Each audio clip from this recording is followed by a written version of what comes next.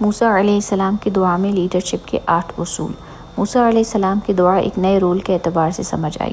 الحمدللہ اللہ تعالیٰ نے جب موسیٰ علیہ السلام کو فرعون کے پاس جانے کا حکم دیا تو انہوں نے فوراً اللہ ہی سے مدد مانگی۔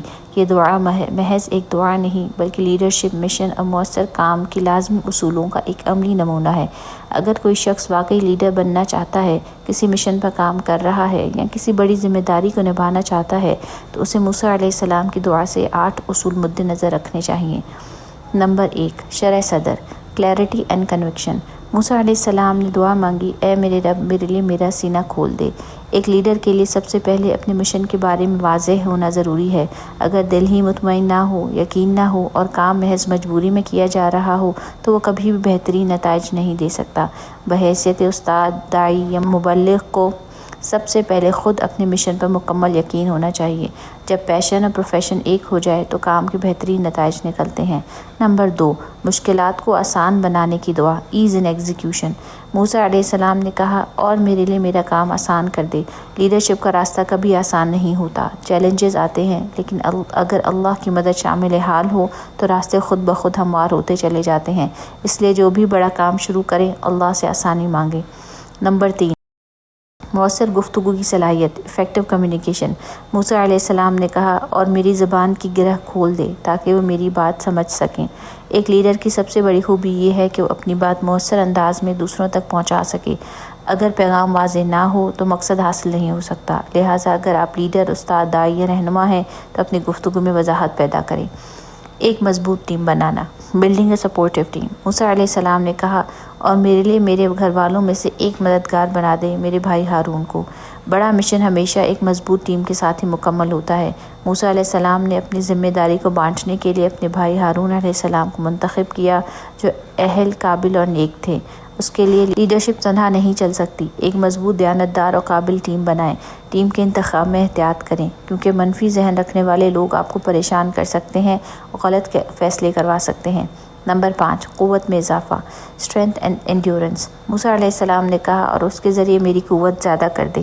قیادت کے لیے جسمانی، ذہنی اور روحانی طاقت ضروری ہے کیونکہ راستہ ہمیشہ مشکل ہوتا ہے۔ لہٰذا کامیابی کے لیے جسمانی صحت، ذہنی پختگی اور روحانی طاقت پر کام کریں۔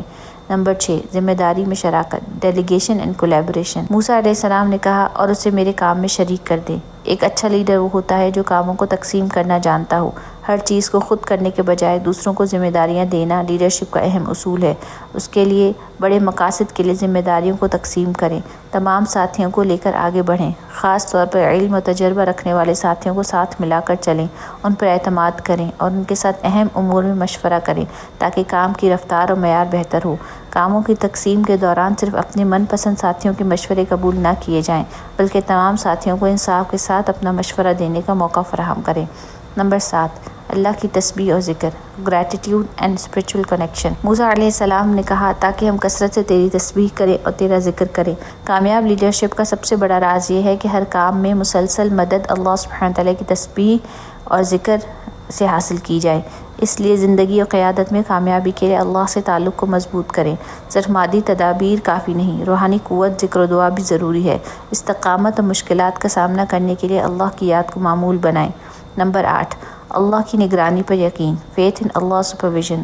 موسیٰ علیہ السلام نے کہا، بے شک تو ہمیں خوب دیکھنے والا ہے۔ موسیٰ علیہ السلام کو یقین تھا کہ اللہ ہر حال میں ان کے حالات سے باخبر ہے، وہی بہترین مددگار ہے۔ ایک لیڈر یا کسی مشن پر کام کرنے والے شخص کے لیے یقین رکھنا بہت ضروری ہے کہ اللہ اس کے حالات جانتا ہے، اس کی محنت کو دیکھ رہا ہے۔ لہٰذا بحیثیت لیڈر ہر وقت اللہ کی نگرانی محسوس کریں، اپنی نیت کو اللہ کے لیے خالص رکھیں کیونکہ اللہ سب کچھ جانتا ہے اور وہ خلوص نیت کا بہترین اجر دیتا ہے۔ اللہ نے موسیٰ علیہ السلام کی تمام دعائیں قبول فرمائیں۔ اللہ تعالیٰ نے فرمایا، اے موسیٰ، جو تم نے مانگا وہ تمہیں دے دیا گیا۔ اللہ تعالیٰ نے موسیٰ علیہ السلام کی دعا سن لی۔ لیڈرشپ کے حوالے سے اپنی ضروریات پر مبنی دعاؤں کی فہرست بنائیں۔ سچے دل سے مانگتے جائیں کیونکہ اللہ کے لیے کچھ بھی مشکل نہیں۔ جب آپ خلوص نیت سے مانگیں گے تو آپ کو حیران کن نتائج ملیں گے۔ جو کام آپ ناممکن سمجھتے ہیں اللہ وہ آپ کے ذریعے کروائے گا انشاءاللہ۔